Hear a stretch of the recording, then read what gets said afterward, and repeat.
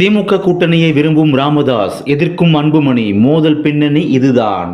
புதுச்சேரியில் நடந்து முடிந்த பாமக பொதுக்குழு கூட்டம் காரசாரமாக நடந்து முடிந்திருக்கிறது. உச்சபட்சமாக அன்புமணி ராமதாஸ் பொதுக்குழு மேடைகளிலேயே வார்த்தை மோதலில் ஈடுபட்டனர். இது பாட்டாளி மக்கள் கட்சி நிர்வாகிகளுக்கு பெரும் அதிர்ச்சியாக இருந்தது. கட்சியை விட்டு போவதென்றால் போ என பாமக நிறுவனர் ராமதாஸ் அன்புமணியை பார்த்து நேரடியாக சொன்னார். இதனால் கோபத்தின் உச்சத்துக்கு சென்ற அன்புமணி பனையூரில் புதிதாக தனக்கு அலுவலகம் இருந்திருப்பதாகவும் தன்னை சந்திக்க விரும்புபவர்கள் அங்கு வரலாம் என்று கூறிவிட்டு பொதுக்குழுவிலிருந்து கிளம்பினார். ராமதாஸ் இடையே ஏற்பட்ட இந்த பகிரங்க மோதல் அரசியல் வட்டாரத்தில் பெரும் சலசலப்பை ஏற்படுத்தியது. இருப்பினும் பேச்சுவார்த்தைக்கு பின் ராமதாஸ் அன்புமணி சமாதானம் அடைந்திருந்தாலும் மோதலுக்கான காரணம் குறித்து பல தகவல்கள் வெளியாகியுள்ளன. இருவரின் பகிரங்க மோதல் பின்னணியில் குடும்ப விவகாரம், கட்சியில் எடுக்கப்படும் முடிவுகள், கூட்டணி விஷயம் என 3 முக்கிய காரணங்கள் அடிப்படையில் சுட்டிக்காட்டப்படுகிறது.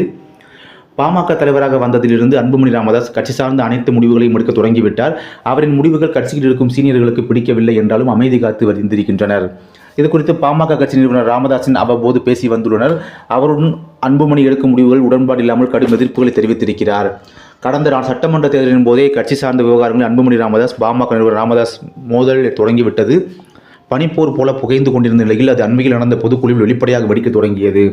கட்சி முடிவுகள் தான் செல்லும்படி இருக்க வேண்டும் என விரும்பியதன் அடிப்படையிலே ராமதாஸ் மகன் கூட என்று பார்க்காமல் பொதுக்குழுவில் பகிரங்கமாக அவரை கட்சியை விட்டு செல்ல வேண்டும் என்றால் செல் என்று கூறிவிட்டார். ஓரிரு நாட்களில் வந்த கோபம் அல்ல, இது நீண்ட நாட்களாக இருந்து வந்த கோபத்தை மொத்தமாக கொட்டி காட்டிவிட்டார் சீனியர் ராமதாஸ் என்கின்றனர் பாமகவினர். அதேபோல் அதிமுக கூட்டணியை விட்டு திமுக கூட்டணிக்கு செல்ல வேண்டும் என்பது சீனியர் ராமதாஸ் விருப்பம். 2021 சட்டமன்ற தேர்தலின் போதே இதனை தெரிவித்திருக்கிறார். ஆனால் அன்புமணி ராமதாஸ் இதனை ஒப்புக்கொள்ளவில்லை. கட்சியில் இருக்கும் சீனியர்களும் 2027 சட்டமன்ற தேர்தலின் போதாவது திமுக கூட்டணிக்கு செல்லலாம் என விருப்பம் தெரிவித்திருக்கின்றனர். சீனியர் ராமதாசும் இதே முடிவில் இருக்கிறார். ஆனால் அன்புமணி அதிமுக பாஜக கூட்டணியில் இருக்கவே விரும்புகிறார்.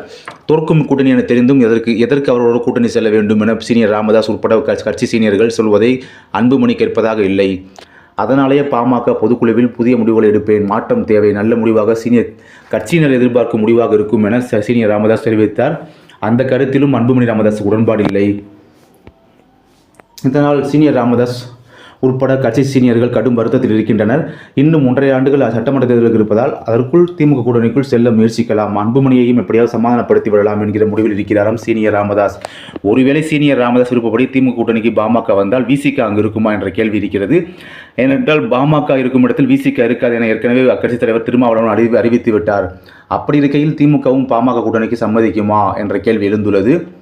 இப்படியான சூழலில் திருமாவளவன் என்னுடைய தம்பி என கூறியிருக்கிறார் பாமக நிறுவனர் ராமதாஸ்.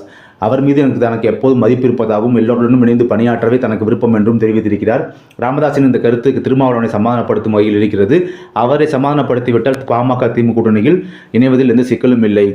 ஒருவேளை திமுக கூட்டணி தான் என பாமக முடிவெடுத்துவிட்டால் இனி வரும் காலங்களில் திருமாவளவனை சமரசம் செய்ய அனைத்து முயற்சிகளையும் பாமக முன்னெடுக்கும். விரைவில் அத்தகைய மாற்றங்களை தமிழ்நாடு அரசியல் களத்தில் பார்க்கலாம்.